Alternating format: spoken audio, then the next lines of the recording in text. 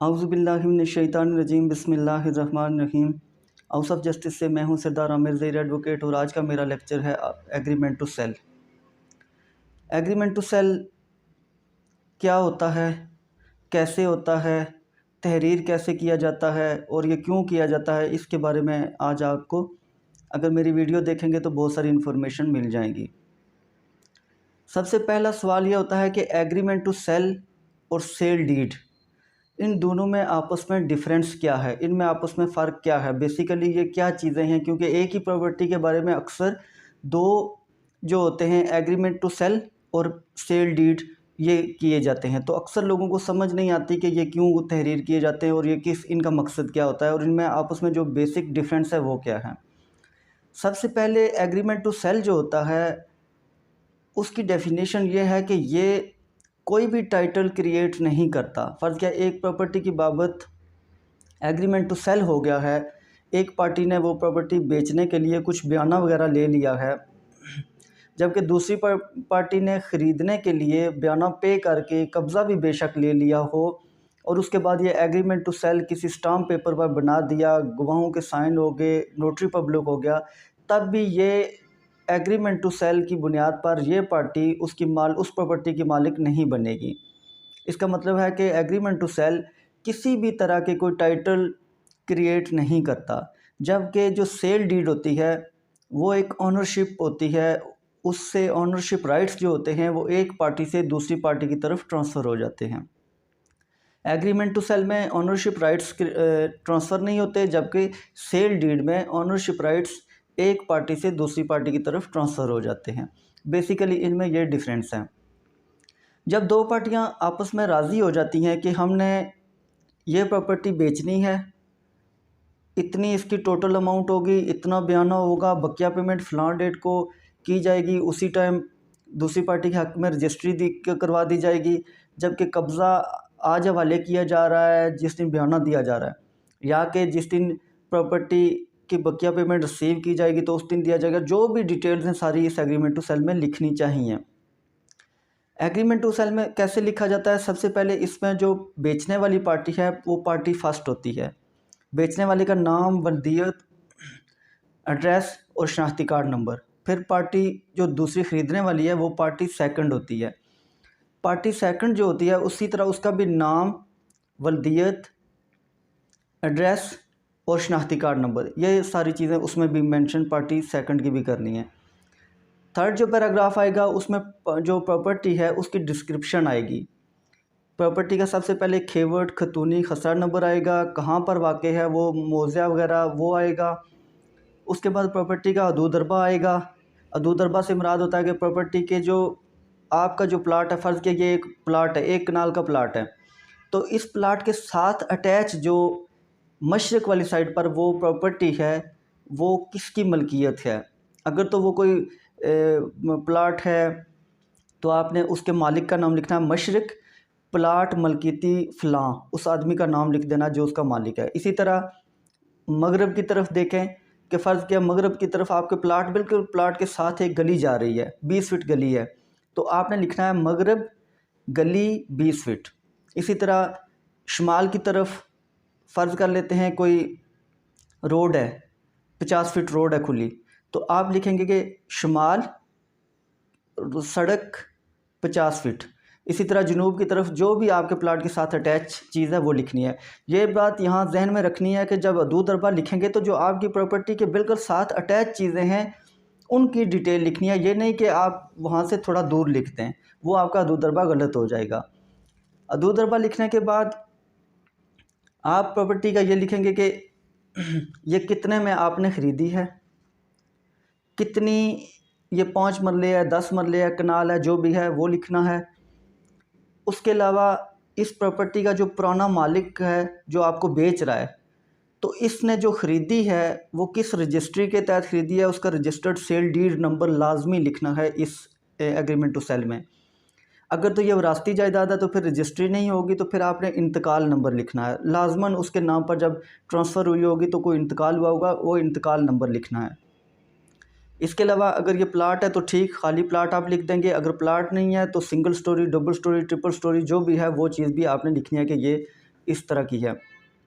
ये सारी चीज़ें मेंशन करने के बाद आपने जो एंड पर होगा वो बेचने वाले का नाम, ख़रीदने वाले का नाम, ये दोनों लिखते हैं। और साथ अक्सर ये किया जाता है कि एक बेचने वाले का गवाह ऐड कर दिया जाता है और एक ख़रीदने वाले का गवाह ऐड कर दिया जाता है। उसमें बाद में प्रॉब्लम ये बनती है कि जब ये पार्टीज़ आपस में कोई डिस्प्यूट पैदा होता है, कोर्ट में जाती हैं, तो एक एक गवाह अगर होगा तो जो पार्टी कोर्ट में जाएगी उसके लिए प्रॉब्लम ये होगी कि उसे एग्रीमेंट ये साबित करना पड़ेगा कि ये हुआ है। अगर दूसरी पार्टी डिनाई कर देती कि ये एग्रीमेंट ही नहीं हुआ, तो उस टाइम फिर ये प्रॉब्लम बनेगी कि आपके पास गवाह ही नहीं होगा दूसरा। तो उस सूरत में बेहतर यही है कि आप अपने 2 या 2 से ज़्यादा गवाह इसमें शामिल कर सकते हैं। इसमें कोई वो लिमिट नहीं है कि आप 1 या 2 गवाह ही पेश करें, आप 3-4 गवाह भी अपने इसमें लिख सकते हैं। उसका फ़ायदा ये होता है कि समटाइम्स ऐसा होता है कि कोई गवाह जो यहाँ लिखा होता है वो कोर्ट में नहीं आ सकता या आना नहीं चाहता। कई लोग होते हैं जिनकी डेथ हो जाती है, तो इस सूरत में जो आपका एग्रीमेंट है वो साबित करना आपके लिए मुश्किल हो जाता है। तो अगर आपने 2 से ज़्यादा गवाह लिखे होंगे तो आप 2 गवाह आराम से वहाँ पर कोर्ट में ले आएंगे। इसके बाद जब ये सारे मामलात हो जाएंगे तो आपने जो बेचने वाले का सिर्फ साइन नहीं लेने, बल्कि बेचने वाले का अंगूठा जो लेफ़्ट हैंड का है, अगर वो मर्द है तो उसके लेफ़्ट हैंड का अंगूठा लाजमी लगाना है। इसी तरह अगर वो औरत है तो उसके राइट हैंड का अंगूठा वो लाजमी लगेगा। ये लगाना है ताकि, क्योंकि साइन जो होते हैं वो अक्सर लोग उसे इनकार कर देते हैं कि ये जाली हैं, लेकिन जो अंगूठे का निशान होता है उसकी फोरेंसिक हो जाती है, वो पकड़ा जाता है कि ये इस आदमी ने खुद लगाया था या नहीं लगाया था। इसी तरह गवाहों के भी आपने नाम, वल्दियत, शनाख्ती कार्ड नंबर लिख के उनके साइन भी करवाने हैं और साथ उनसे अंगूठा भी लगवा लेना, लेफ़्ट हैंड का अंगूठा लगा लेना है। उसके बाद जो मेन चीज़ होती है पेमेंट, मोड ऑफ़ पेमेंट, कि आप जो पेमेंट कर रहे हैं, जो ख़रीदने वाली पार्टी है वो बेचने वाली पार्टी को जो पेमेंट कर रही है, अक्सर लोग कैश देते हैं। तो कैश की प्रॉब्लम ये होती है कि कोर्ट में कैश को साबित करना बहुत मुश्किल काम होता है। गवाहों से जब सवालात किए जाते हैं तो वो मुख्तलिफ़ जवाबात देना शुरू हो जाते हैं। एक तो कोर्ट का प्रेशर होता है, दूसरा जो सवाल घुमा फिरा के किए जाते हैं तो उससे वो कंफ्यूज हो जाते हैं और आपस में जो गवाह आप पेश करते हैं उनमें कंट्राडिक्शन आ जाती है, तो आपका बना बनाया जो एक केस है वो ख़राब हो जाता है और इसके अलावा आपकी जो पेमेंट है वो डूबने का ख़दशा होता है। तो इसलिए बेहतर तरीका यही है कि या तो आप पे ऑर्डर के थ्रू वो पेमेंट करें, या चेक दें, या आप उसके अकाउंट में डायरेक्ट ट्रांसफ़र कर दें, या किसी भी ऑनलाइन तरीके से आप ये पेमेंट करें। ऑनलाइन जितनी पेमेंट होती है उसका फ़ायदा ये होता है कि जब आपको कोर्ट में अगर साबित करना पड़ जाए तो वो ऑनलाइन जो पेमेंट होती है वो साबित हो जाती है, जबकि जो कैश होती है उसको साबित करना बहुत मुश्किल होता है। इसके बाद ये जब सारी चीज़ें कर लेंगे तो आपने ये सारा जो एग्रीमेंट होगा वो कोशिश करें कि ये सिंपल पेज पर ना करें, बल्कि इसको स्टाम्प पेपर पर जो बेचने वाला है उसके नाम से स्टाम्प निकलवाएं और उस स्टाम्प के ऊपर ये सारी तहरीर एग्रीमेंट टू सेल की करें। ये तहरीर करने के बाद फिर जब रजिस्टर करवाने की बारी आती है तो अक्सर लोग कहते हैं कि इसको क्या रजिस्टर करवाना चाहिए या नहीं। तो इसके लिए यह है कि चूँकि ये एग्रीमेंट टू सेल कोई राइट या टाइटल क्रिएट नहीं करता, तो इसलिए बेहतर है कि इसको रजिस्टर करवाने की ज़रूरत नहीं है। हाँ, इसे नोटरी पब्लिक से अटेस्ट ज़रूर करवा लें। नोटरी पब्लिक जो बैठे होते हैं उनके पास जाएँ और उनसे इसको अटेस्ट करवा लें। इसको अटेस्ट करवाने के बाद ये आपके लिए जो असल कॉपी है, असल जो एग्रीमेंट टू सेल है, जो स्टाम्प पेपर पर लिखा हुआ है, वो ख़रीदने वाले के पास रहेगा और इसकी एक कॉपी आप बेचने वाले को दे देंगे। इसमें एक जजमेंट का मैं हवाला देता चलूँ, 2014 CLD 920 है। तो ये इसी तरह का एक एग्रीमेंट था जो कि सिंपल पेज पर किया गया था, जो खाली कागज़ था उस पर लिखा गया था। तो उसमें बाद में आगे चल के ये केस खारिज हुआ था। उसमें सिर्फ इसी बेस पर नहीं खारिज हुआ था कि ये खाली कागज़ पर किया गया, लेकिन और भी कुछ वजूहत थी, लेकिन यह है कि ये उसमें खाली पेज पर किया गया था और ये उसमें केस डिसमिस हो गया था उस पार्टी का। एंड पर एक और अर्ज़ करता चलूँ कि अक्सर जब ये पार्टीज़ पेमेंट कर देती हैं, फ़र्ज़ किया बयाना की रकम दे दी, तो जब आपस में डिस्प्यूट पैदा होता है तो वहाँ पर यह प्रॉब्लम होती है कि जो ख़रीदने वाला होता है वो दावा कर देता है सूट फॉर डिक्लेरेशन, जो कि मेंटेनेबल नहीं होता। इसके लिए आपने अगर केस करना है तो सूट फॉर स्पेसिफिक परफॉर्मेंस का करें, तमील मुख्तस का, कि ये एग्रीमेंट हुआ था तो कोर्ट के थ्रू आप उसमें लिखें अपने दावे में कि इस पर अमल करवाया जाए, मैंने इतना बयाना दे दिया है, बकिया पेमेंट मैंने करनी है, उसके लिए मैं तैयार हूँ, तो वो पेमेंट करके जो ये प्रॉपर्टी है मेरे नाम ट्रांसफ़र करवाने के अहकामात जारी किए जाएँ। दूसरा आपके पास एक और ऑप्शन भी होता है, अगर आप इस एग्रीमेंट पर राज़ी नहीं हैं किसी वजह से, तो आप सूट फॉर कैंसिलेशन भी फ़ाइल कर सकते हैं कि ये एग्रीमेंट जो है इसको कैंसिल भी किया जाए। तो ये 2 ऑप्शन आपके पास हैं। सूट फॉर डिक्लेरेशन में इसमें जाना कभी भी नहीं जाना है। एक और इंतहाई अहम चीज़ लास्ट पर अर्ज़ करता चलूँ, पहले अर्ज़ करनी चाहिए थी लेकिन चले वो मिस हो गई, तो अभी मैं अर्ज़ करता चलूँ कि जो एग्रीमेंट है इसमें आपने ये लिखना है कि इतना बयाना मैंने पे कर दिया है, टोटल रकम इतनी है, वो फ़लाँ डेट तक मैंने इसमें पे करनी है। फ़र्ज़ किया आपने 15 दिन का टाइम लिया है, 20 तारीख़ को आपका एग्रीमेंट हुआ है, बयाना आपने 20 को दिया है, तो आप लिखें कि 20 तारीख़ को आज मैंने इतना बयाना दे दिया है और जो बकिया इतनी अमाउंट है जो रह गई है तो वो मैं 15 यौम के अंदर मोरहा 20 के बाद 15 दिन ऐड करें तो 5 नेक्स्ट मंथ की 5 तारीख़ बन जाएगी। तो 5 महीने और साल भी साथ लिखें तो तक मैं अदा करूँगा।